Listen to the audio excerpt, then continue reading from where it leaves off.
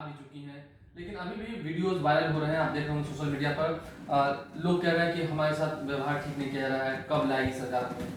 देखिए, हमने पहले भी कहा है और आज भी हम कह रहे हैं कि ये सरकार दोरंगी नीति पर है। दोरंगी नीति इसके लिए कम होगा, दोगली नीति ज़्यादा अच्छा शब्द होगा। इसलिए कि एक तरफ कहती है, पहले कह रहे थे कि हम नहीं बुलाएंगे, लॉकडाउन है, लॉकडाउन के नियमों का पालन करेंगे। उसके बाद एमएचए ने परमिशन दिया है कि जो जहाँ फंसे हुए हैं उसको बुलाने की जरूरत है, बुला लीजिए। राज्य सरकार फिर कहेगी ठीक है वो बुलाते हैं। बस कहाँ से आएगी उस पर हुआ। उसके बाद ट्रेन चलाने की बात हुई, ट्रेन चलने लगी। तो कल की जो घटना हुई, कर्नाटक सरकार ने जो रेलवे में सब कुछ देख करके तैयारी होने के बाद ट्रेनों को कैंसिल कराया गया, बड़ा ही दुखद घटना है और संवेदनहीनता का सारी सीमाओं को लांघता हुआ ये कि आखिर किस नीति के तहत आप हमारे साथियों को, आप हमारे परिवार को, बिहारियों को कैसे बंधुआ मजदूर रख सकते हैं।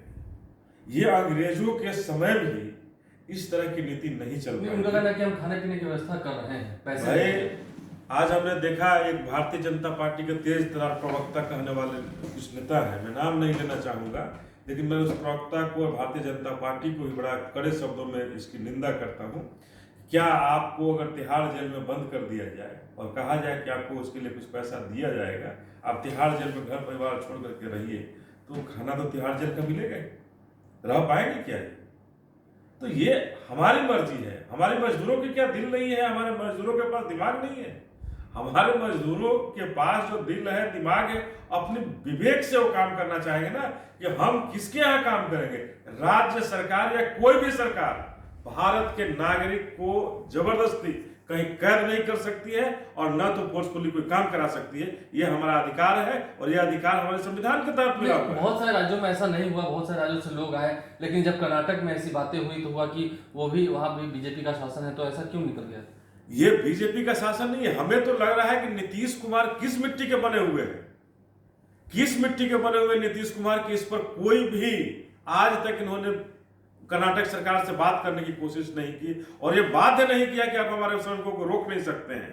तो मैं नीतीश कुमार को भी कहना चाहता हूं कि नीतीश कुमार जी भी उससे मिले हुए हैं और मेल जोल कर करके हमारे श्रमिकों को परेशान किया जा रहा है, हमारे भाइयों बहनों को परेशान किया जा रहा है। वो तो कह रहे हैं कि हम उच्च स्तरीय बैठक कर रहे हैं, उच्चतम व्यवस्था कर रहे हैं रेलवे स्टेशन पर, क्वारंटाइन सेंटर पर, ताकि ये सब लूटने का मंत्र है और बार बार ये हम बता रहे हैं कि इनका आपदा प्रबंधन लूट प्रबंधन है।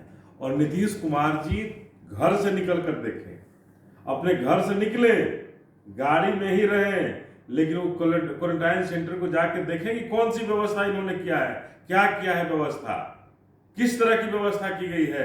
वहां मच्छरदानी की व्यवस्था तो बहुत दूर की सपना है, खाने की व्यवस्था बहुत दूर है, बिछावन तक नहीं है, एक एक बाथरूम है जिसमें सैकड़ों लोग जाते हैं। तो ये कोरोना फैलाने की बीमारी है, कोरोना रोकने की बीमारी है, ये समझ में नहीं आता। तो इसके लिए अब आगे आपकी पार्टी ने क्या कुछ देखिए, हमने स्पष्ट अपने पार्टी के अंदर और अपने समर्थकों के साथ हम लोगों ने विचार विमर्श किया है कि हमारे श्रमिकों के साथ जो नाइंसाफी हो रहा है, इस पर अगर हमारी बिहार की सरकार नहीं जगती है, जैसे कर्नाटका में अगर हमारे लोगों को रोका जा रहा है, जबरदस्ती वहां की सरकार रोक रही है, गुजरात में हमारे लोगों पर लाठी चल रही है, महाराष्ट्र में हमारे लोगों पर लाठी चल रही है, तो लाठी और डंडे हमारे लोगों पर चलाना बंद नहीं होता है और हमारे लोगों को आने से कोई रोक लेगा ये कहते हुए कि हम काम कराएंगे ही, आपको जाने नहीं देंगे, तो ये नहीं चलने वाला है। नहीं तो मतलब क्या इसके लिए आप क्या करने जा रहे हैं? इसके लिए हमारे पास जो संविधान है, संविधान के तहत हम लोग रह करके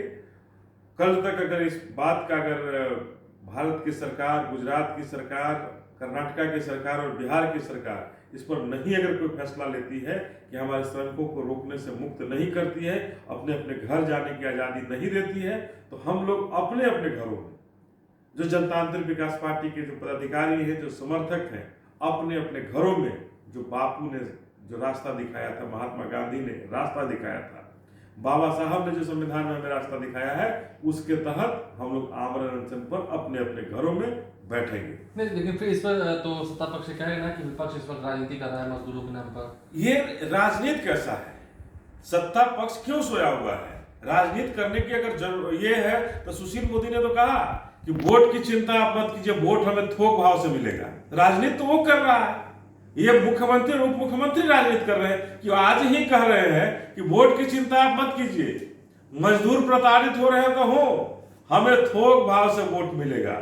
तो ये मुख्यमंत्री और उप मुख्यमंत्री का ये स्टेटमेंट है कि हमें थोक के भाव से। अरे भाई, आज का समय ये वैश्विक महामारी है, ये वोट और राजनीति का समय नहीं है।